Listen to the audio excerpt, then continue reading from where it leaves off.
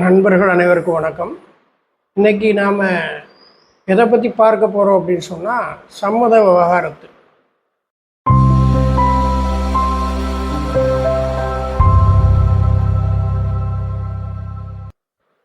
பொதுவாக ஒவ்வொரு மதத்துக்கும் திருமண உறவை பொறுத்தவரையில் தனித்தனி விதிமுறைகள் நெறிமுறைகள்லாம் இருக்கும். அதே மாதிரி இந்து மதத்துக்கு திருமண உறவை பற்றி என்ன கருத்து இருந்தது அப்படின்னு சொன்னால், அதாவது இந்து மதத்தை பொறுத்தவரையில் திருமண உறவு புனிதமானது. அதை சம்மதத்தின் பேரில் பிரிக்கக்கூடாது அப்படிங்கிறது தான் இந்து மதத்தோட தனித்தன்மை. அதனால தான் இந்து திருமண சட்டம் 1955 இந்த 13B அப்படிங்கிற பிரிவு இல்லாமல் இருந்துச்சு. இந்த சந்தர்ப்பத்தில் நீதிமன்றத்துக்கு வரக்கூடிய அந்த கணவன் மனைவி, அதாவது எங்களால் இனிமேல் சேர்ந்து வாழவே முடியாது, நாங்கள் சேர்ந்து வாழ்ந்தால் எங்கள் ஒவ்வொருவருக்கும் நன்மை கிடையாது, எங்களுக்கு நிம்மதியான வாழ்க்கை கிடைக்காது, அதனால தான் நாங்கள் நீதிமன்றத்துக்கு நாங்களே சம்மதித்து பிரிஞ்சுக்கிடுறோம்னு சொல்லி முடிவெடுக்கிறோம் அப்படின்னு சொல்லும்போது நீதிமன்றம் ஐயோ அப்படின்னா சட்டத்தில் இடம் இல்லையே, நான் என்ன செய்ய முடியும் அப்படின்னு சொல்லக்கூடாதுங்கிற ஒரு அனுபவத்தினுடைய அடிப்படையில் தான் அப்படி சொல்லாமல் இருப்பதற்காக 13B அப்படிங்கிற ஒரு பிரிவை 1976 சட்ட திருத்தம் மூலமாக உட்புகுத்துறாங்க. இந்த 13B சம்மத விவகாரத்து சம்மந்தமாக கோர்ட்டு என்ன சொல்லுது அப்படின்னா, சட்டம் என்ன சொல்லுது அப்படின்னு சொன்னால், முதல்ல கணவனும் மனைவியும் நீதிமன்றத்துக்கு சம்மத விவகாரத்து மனு தாக்கல் செய்கிறதுக்கு முன்பாக 1 வருடத்திற்கு மேலாக பிரிந்து வாழ வேண்டும். அதாவது ஒருத்தருக்கு ஒருத்தர் தொடர்பு இல்லாமல் வாழ்ந்திருக்கணும். அப்புறம் 2 பேரும் சேர்ந்து வாழ முடியாத ஒரு நிலைமை இருக்கணும். அப்புறம் 2 பேருமே பரஸ்பரம் விவகாரத்தை வாங்கணும் அப்படிங்கிற ஒரு முடிவுக்கு வந்திருக்கணும். அந்த 2 பேரும் நீதிமன்றத்தில் ஒரு சேர இந்த மனுவை தாக்கல் பண்ணணும். இந்த மனு தாக்கல் செய்யப்பட்ட 6 மாதத்திலிருந்து குறைந்தபட்சம் 6 மாதத்துலேருந்து அதிகபட்சம் 18 மாதத்துக்குள்ளாக நீதிமன்றம் இந்த விவகாரத்து உத்தரவை பிறப்பிக்கும். இந்த 6 மாதம் குறைந்தபட்சம், அதிகபட்சம் 18 மாதம் அப்படிங்கிறது எதற்காக வேண்டி வைத்திருக்காங்க அப்படின்னு சொன்னால், ஒருவேளை 6 மாதம் கழித்து நீதிமன்றம் சொல்லக்கூடிய அந்த தேதியில் கணவனோ மனைவியோ வர முடியாத ஒரு சூழ்நிலை, அதாவது உடல்நிலை காரணமாகவோ அல்லது வசிப்பிட காரணமாகவோ அல்லது வேறு ஏதாவது ஒரு பிரச்சனையை குறித்து, அதாவது குழந்தையினுடைய பாதுகாப்பு அல்லது சொத்து சம்பந்தப்பட்ட ஒரு தீர்வு அல்லது எதிர்காலத்துக்கு தேவையான ஒரு அமௌண்ட்டு, இதை பற்றிலாம் அவங்க பேசி முடிக்கிறதுல சில கருத்து வேறுபாடு காலதாமதம் ஏற்படுதுன்னு வச்சுக்கோங்க. அந்த சந்தர்ப்பத்தில் கூடுதலான ஒரு கால அவகாசம் தேவைப்படும். அந்த கால அவகாசத்தை தான் 18 மாதம் அதிகபட்சம் அப்படின்ட்டு சட்டம் நிர்ணயம் பண்ணியிருக்காங்க. இந்த 18 மாதம் அப்படிங்கிறது ஒரு சூழ்நிலையை பொறுத்த ஒரு கால அவகாசமாக வச்சுருக்காங்க. குறைந்தபட்சம் 6 மாதம் அப்படிங்கிற அந்த காலத்தை எதுக்காக வேண்டி வைத்திருக்காங்கன்னா, அதை கூலிங் ஆஃப், அதாவது கூலிங் OWF, அந்த கூலிங் ஆஃப் அதாவது தணிப்பு காலமாக அதை வச்சுருக்காங்க. தணிப்பு காலம் அப்படின்னு சொன்னால் என்ன அப்படின்னு சொன்னால், அதாவது ஏதோ ஒரு சூழ்நிலை, கணவனும் மனைவியும் நம்ம பிரிஞ்சுக்கிடணும்னு ஒரு முடிவெடுத்து வந்துட்டாங்க, நீதிமன்றத்தில் மனு தாக்கல் பண்ணிட்டாங்க. அந்த மனு தாக்கல் பண்ணதுக்கு பின்னாடி அவங்களுக்குள்ள ஒரு மறுபரிசீலனை வரலாம். நாம் எப்படிலாம் அன்பாக இருந்தோம், எந்த அளவுக்கு அவர் நல்லவர் அல்லது எந்த அளவுக்கு தன்னுடைய மனைவி நல்லவ, இப்படி இந்த மாதிரியான ஒரு வாழ்க்கையை நம்ம விவகாரத்து மூலமாக பிரிச்சுக்கிட்ட தான் வேணுமா அப்படிங்கிற ஒரு மறுபரிசீலனை ஏற்படுறதுக்கு ஒரு வாய்ப்புகள் கொடுக்கப்படணும். இப்போது அதாவது கணவனோ மனைவியோ ஒரு தவறு செய்கிறது இயற்கை. அந்த தவறு நடந்த உடனே இருக்கிற மனநிலை நீண்ட காலத்துக்கு இருக்கும், அப்படியே இருக்கும்னு சொல்ல முடியாது. இப்போ மௌன கீதங்கள் படத்தில் அதில் பாக்கியராஜ் ஒரு தவறு செய்வார், உடனே அவங்களுக்குள்ள சண்டை பெருசாயிரும். ஆனால் அவங்களுக்குள்ள பின்னாடி அந்த சமரசம் ஏற்பட்டு திரும்பவும் ஒன்றிணைவாங்க. அதே மாதிரி ஒரு தவறு நடந்த உடனேயே வந்து அவங்க பிரிஞ்சு வாழ்கிறாங்க ஒரு எமோஷனில். ஒரு வருஷம் கழித்து 2 பேரும் பிரிஞ்சுக்கிட்டுறதுன்னு கோர்ட்டுக்கு வந்து மனு தாக்கல் பண்ணுறாங்க. அந்த மனு தாக்கல் பண்ணதுக்கு பின்னாடி இந்த 6 மாத கால அவகாசம் கொடுக்கப்படுறாங்க. அதன் மூலமாக அவங்க வந்து எவ்வளோதான் தனியாக வாழ்கிறதுங்கிறது வேற, கணவன் மனைவி கிடையாது அப்படின்னு சொல்லி நீதிமன்ற தீர்ப்பின் பேரில் பிரிந்து வாழ்வது அப்படிங்கிறது வேற. அதனால தான் அந்த 6 மாத கூலிங் ஆஃப் பீரியட், அதாவது தணிப்பு காலம்ங்கிறது கொடுக்கப்பட்டிருக்கு. இந்த 6 மாதம் காலம் கழிந்த பிறகு 2 பேரையுமே நீதிமன்றம் விசாரிக்கும். அதாவது அவங்களுடைய திருமணம் சட்டப்படியான திருமணம் தானா, ஒரு வருட காலத்திற்கு மேலாக அவர்கள் ஒருவருக்கொருவர் தொடர்பு இல்லாமல் வாழ்ந்தது உண்மைதானா, அதே மாதிரி அந்த திருமணத்தை ரத்து செய்ய வேண்டி அவங்க கேட்கக்கூடிய காரணங்கள், அந்த மனுவில் சொல்லப்பட்டுள்ள விஷயங்கள் அதெல்லாம் உண்மைதானா, திருப்பி 2 பேரும் சேர்ந்து வாழ்வதற்குண்டான வாய்ப்புகள் இருக்கா இல்லையா, இதை பற்றியெல்லாம் விசாரித்து அதன் பிறகும் 2 பேரும் கட்டாயமாக பிரிந்து கொள்கிறோம், எங்களுடைய முடிவில் மாற்றம் இல்லை அப்படின்னு சொன்னால் நீதிமன்றம் விவாகரத்து உத்தரவை பிறப்பிக்கும்.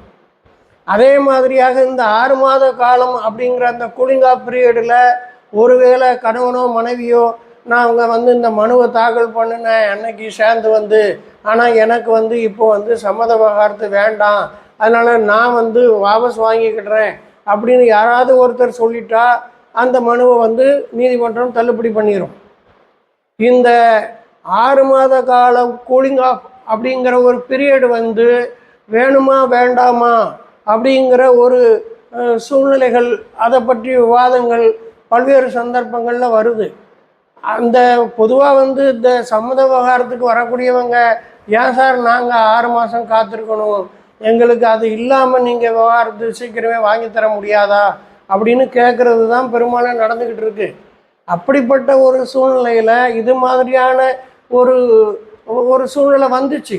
அதாவது டெல்லியில் வந்து ஒரு வழக்கு குடும்ப நல நீதிமன்றத்தில் வந்து அமர்தீப் சிங் வெர்சஸ் கர்விந்தர் கவுர் அப்படிங்கிற ஒரு வழக்கு வந்து, அதாவது அவங்க 2 பேரும் 8 வருஷமாக பிரிஞ்சு வாழ்கிறாங்க. குடும்ப நல நீதிமன்றத்தில் சம்மத விவகாரத்துக்காக மனு தாக்கல் பண்ணுறாங்க. ஆனால் அங்கே 6 மாத கூலிங் ஆஃப் பீரியட் அப்படிங்கிற ஒரு பீரியடை வந்து கழித்து தான் நாங்கள் உத்தரவு பிறப்பிப்போம் அப்படின்னு சொல்கிறாங்க. அதனால அந்த 6 மாத கூலிங் ஆஃப் பீரியட்லேருந்து எங்களுக்கு விலக்களிக்கணும் அப்படின்னு சொல்லி அவங்க வந்து உச்ச நீதிமன்றத்தில் போய் மனு போடுறாங்க. அதாவது டெல்லியில் இருக்கிறவங்க, டெல்லியிலேயே உச்ச நீதிமன்றம் இருக்குது, உடனே மனு போட்டாங்க, அந்த பாயிண்ட் வேற ஒரு விஷயம். ஆனால் இந்த விஷயம் ஏதோ ஒரு சூழ்நிலையில் உச்ச நீதிமன்றத்துக்கு வந்துட்டுது.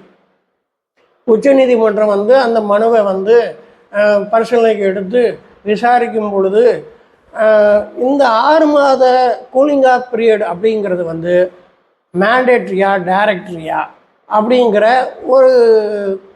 ஒரு சின்ன கருத்து வித்தியாசம், அதை பற்றிய ஒரு தெளிவு வந்து ஆராயப்பட வேண்டிய ஒரு விஷயம் அப்படின்னு சொல்லி உச்சநீதிமன்றம் முடிவெடுக்குது.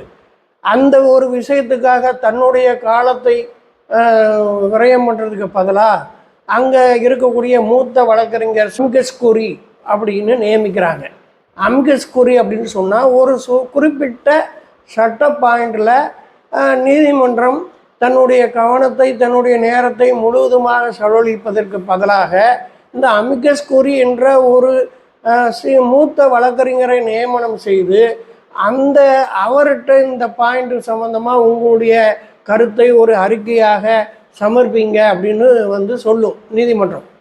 அப்போ அந்த அமிகஸ் குரிங்கிறவர் இந்தியா முழுவதும் பல்வேறு நீதிமன்றங்களில் இது போன்ற வழக்குகளில் என்ன மாதிரியான முடிவுகள் எட்டப்பட்டது அப்படிங்கிறத எல்லாம் தொகுத்து அதையெல்லாம் பரிசீலனை பண்ணி அதனுடைய அடிப்படையில் ஒரு அறிக்கையை சமர்ப்பிப்பார். அப்படி ஒரு அறிக்கையை இந்த அமிகஸ் குரி அப்படிங்கக்கூடிய அந்த மூத்த வழக்கறிஞர் மட்டத்தில் தாக்கல் பண்ணுறாங்க. அதில் அவர் என்ன சொல்கிறார் அப்படின்னு சொன்னால், இந்த 13B அப்படிங்கிற பிரிவில் சொல்லப்பட்டுள்ள 6 மாத கூலிங் ஆஃப் பீரியட் அப்படிங்கிறது வந்து ஒரு மேண்டேட்ரி கிடையாது, அதாவது கட்டாயம் கிடையாது. அது ஒரு டைரக்டரி தான். அதாவது அது வந்து ஒரு டிஸ்கிரிஷன் அடிப்படையில் நீதிமன்றம் முடிவெடுக்கலாம்.